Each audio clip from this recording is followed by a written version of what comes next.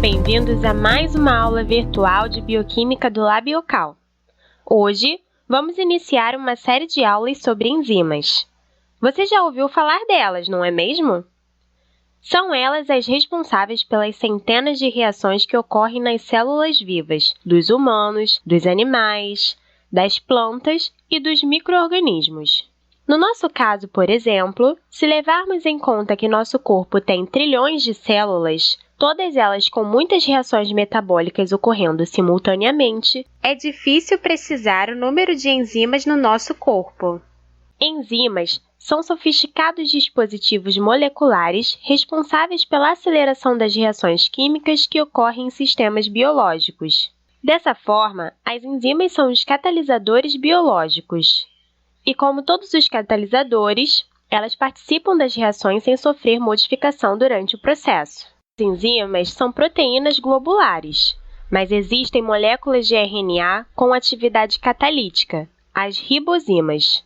Apesar de nesta aula vermos apenas as enzimas de origem proteica, é interessante comentar que descobertas das ribozimas levantou a hipótese de que o RNA tenha sido o biocatalisador ancestral dos seres vivos. É provável, portanto, que as ribozimas sejam remanescentes de um mundo muito antigo, que existiu antes da evolução das proteínas.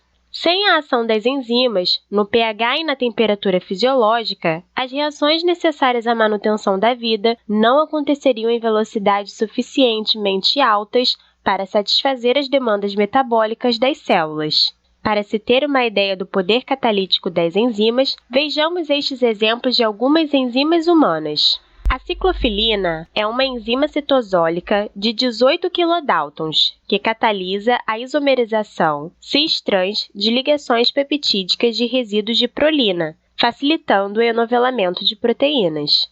Ela aumenta em 10 elevado a 5 vezes a velocidade da reação, ou seja, a reação é 100 mil vezes mais rápida na presença da enzima. Sem essa enzima, a reação levaria meses para ocorrer. Parece muito, não é?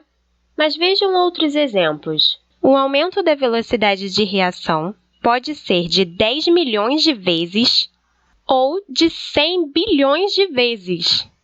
Mas a OMP-descarboxilase, uma enzima de 69 kilodaltons que participa da síntese de pirimidinas, aumenta em 10 quatrilhões de vezes a velocidade de descarboxilação da oritidina monofosfato. Dois aspectos ressaltam da atividade catalítica das enzimas: seu elevado poder catalítico e sua grande especificidade. Existe uma estreita relação entre a estrutura das enzimas e sua função catalítica. A catálise ocorre numa pequena porção da enzima, o sítio ativo, que é uma cavidade na proteína com algumas cadeias laterais de aminoácidos que reconhecem o substrato, e outras que participam da catálise, ou seja, que participam diretamente da ruptura e estabelecimento de ligações químicas que resultam na formação do produto.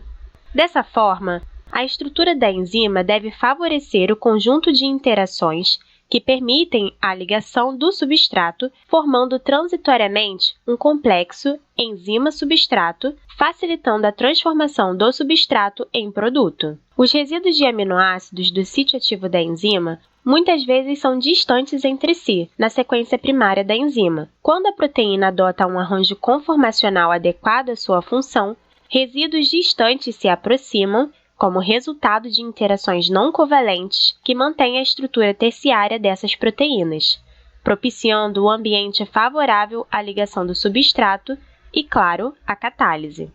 Em alguns casos, a ligação do substrato à enzima causa uma grande mudança conformacional, como é o caso da hexoquinase, que catalisa a fosforilação da glicose. Apesar de o sítio ativo ser apenas uma pequena porção da enzima, a participação de outros aminoácidos na catálise enzimática nem por isso deve ser desprezada. Na verdade, em algumas enzimas, encontramos sítios regulatórios de interação com outras moléculas que não são os substratos da reação que catalisa. Esses são os sítios alostéricos, onde se ligam efetores que causam mudanças conformacionais na proteína que são percebidos pelo sítio ativo. Esses efetores podem ser positivos, quando ativam a enzima, ou negativos, quando inibem a enzima. Mas esse é um assunto para um próximo vídeo. Por enquanto, é importante que tenham entendido o poder catalítico das enzimas e que sem elas não existiria a vida.